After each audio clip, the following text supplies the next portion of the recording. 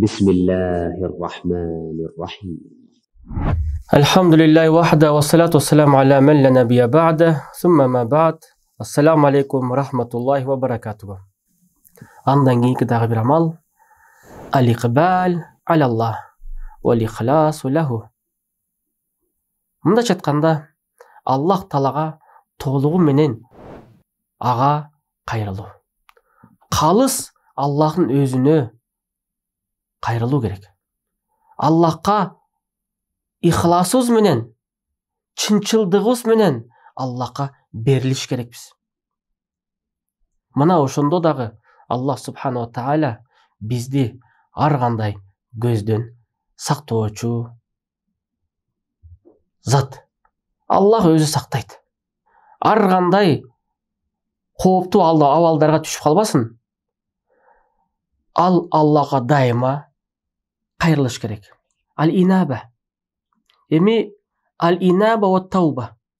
Алымдар айтат, инаба менен таубанын айырмасы, инаба деген күнөө кылгандан мурда Аллахка кайтуу, тауба деген сөз күнөө кылгандан кийин Аллахка кайтуу. Аллах субхана ва тааля Куранда: "О мусулмандар, Аллахка баарыңар кайткыла" деп жатат. Мында жатканда күнөө кылгандан кийин кайткыла деген жок ата. Аллах биринчи бизди күнөөгө киргенден мурда, күнөө жасагандан мурда Аллахка кайткыла дейт биринчи. Эгерде азгырылып күнөө кылып алсак, анда тооба кылгыла дейт. Келиңиздер, Аллах Таалага кайталык. Ал кандай? Эң жакшы жүзүбүз менен, таза абалыбызда. Ошол нерсе ихлас болуп эсептелинет. Ихластын да бир мааниси бул тарку ширк ва ифрадуллах бил ибада. Ширкти таштап, Аллах Таалага ибадатта аны гана жалгыз Кудай кылып, ага гана жалгыз сыйынуу. Ибадатта Аллахты жалгыз жеке өзүнө арнап, ширкти оглак кылуу, ширктен алыс болуу, бул дагы ихлас болуп эсептелинет. Бирок ихласты биз жөн эле искренность, чынчылдык деп которсок, бул маани кичине бир аз туура эмес болуп атат. Эмнеге? Анткени чынчылдык, искренность, кечиресиздер, башка диндердин өкүлдөрүндө бар. Алар деле чынчылдык максатында Кудайга кайрылып жатат. Бирок кылган иштеринде ширктерден, ар кандай ширктен, Исага сыйынуудан, Буддага сыйынуудан алар арылбай жаткандыктарынан аларда шарияттагы ихлас жок. Ошон үчүн ихлас сүрөсүн карасак, ширктен арылуу жалгыз Аллахка сыйынууну далалат кылып жатат. Кул хуаллаху ахад. Айткын, Аллах жалгыз. Демек, Аллах жалгыз. Демек, Аллах жалгыз өзүнө сыйынуу. Жалгыз өзүнө сыйынгандан кийин башка бирөөнү ага шерик кошпо. Лам елед улам юлат ва лам якул лаху куфуан ахад. Аллах төрөткөн эмес, ал төрөлгөн эмес. Аллах Таалага эч ким тең келбейт. Карала, Аллахтын таухиди, Аллахтын жалгыздыгы. Ошол үчүн ихлас болуш керек бизде. Бизде ихлас кандай болуш керек экен? Чынчылдык болуш керек. Ал чынчылдык эмне учурда? Чынчылдык Аллахка сыйынууда. Чынчыл Аллахтын өзүнө, калыс өзүнө кайрылуу, бирок ага чейин тарку ширк, ширкти ташташ керекпиз. Оолияларга сыйынбаш керекпиз. Оолиялардан сурай койсок, Абдул Кадыр Жилани, я Абдул Кадыр дедикпи?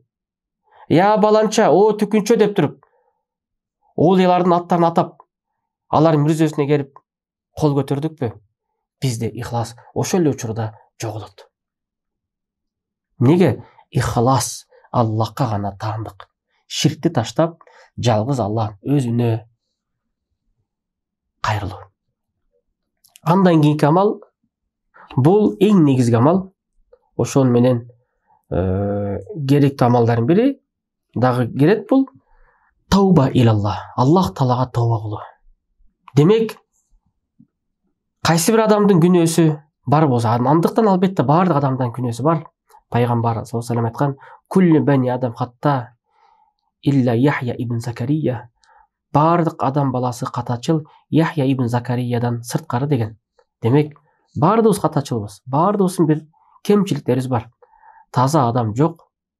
Бирок күнүгө адам болгонду аракет кылып жатабыз. Таджриду тауба илаллах миназ-зунуб. Биз ошол чыныгы күнөөлөрдөн арылыш үчүн тобо болуш керек экенбиз. Анткени Аллах субхана ва тааля айткан: "Вама асабакум мин мусибатин".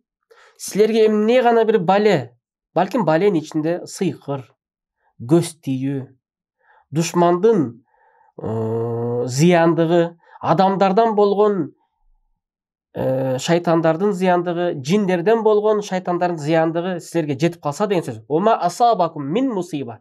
Мусиба накира. Эмне гана мусибат, эмне гана мусибат, эмне гана бир зыяндык, бир балекет жете турган болсо, фабима касабат айдикум. Силер өз колуңар менен тапкандыгынан дейт. Демек, биз өзүбүз жасайт экенбиз ошол. Биз бир күнөөгө батабыз, ошол себептен анан көз тиет.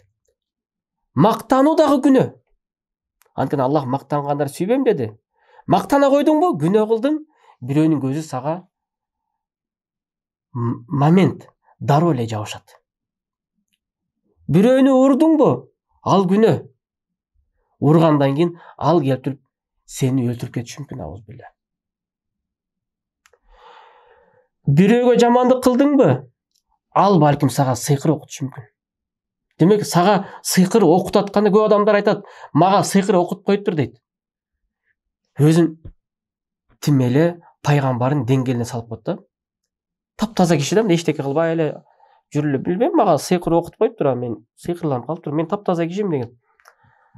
Сен өзүң барактарыңды ачып көрсөң, бирөөгө жаман сөз сүйлөгөн жок белең, бирөөнү кекеткен жок белең, бирөөнү жакалаган жок белең, бирөөнү каргаган жок белең, ал сага өчөшүп ошону жасашы мүмкүн.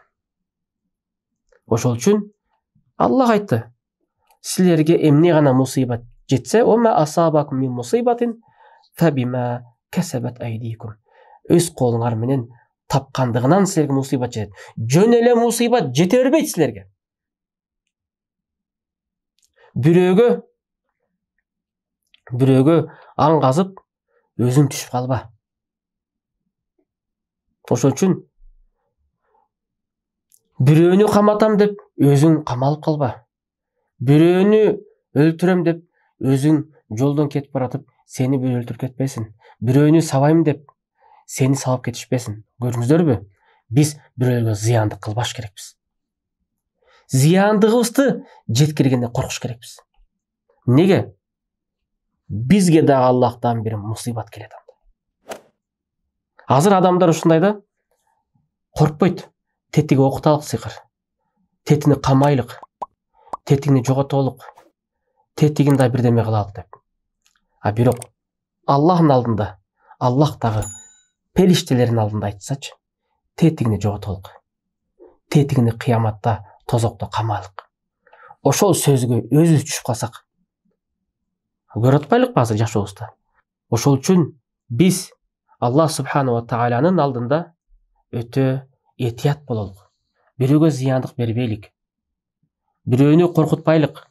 Бирөөгө кыйын иштерди бербейлик. Неге? Мусибат Аллах бербесин бизге.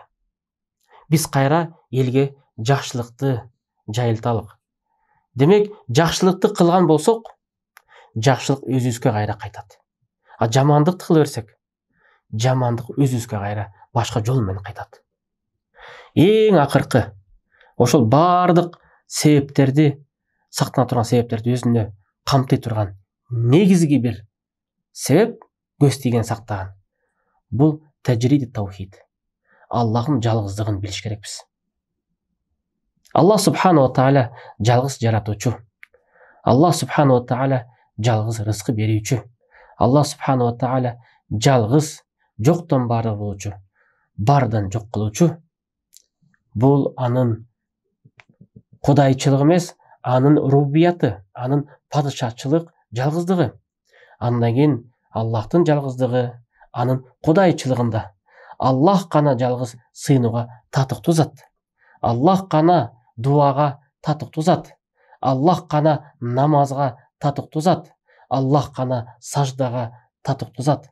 Аллах гана зикирлерге татыктуу зат. Аллах гана дайыма таянууга татыктуу зат деп Аллахтын улухиясын Аллахка толук арнаш керекпиз кудайчылыгында.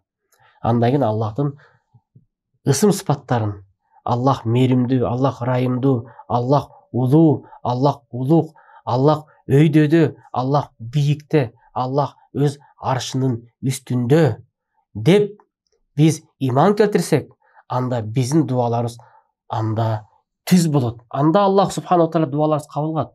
Бирок Аллах тааланы ошол сыпаттарын атап туруп, бирок кандай болсо ошондой ишенбесек, анда дуаларыбыз жөн эле кур айтылган болот.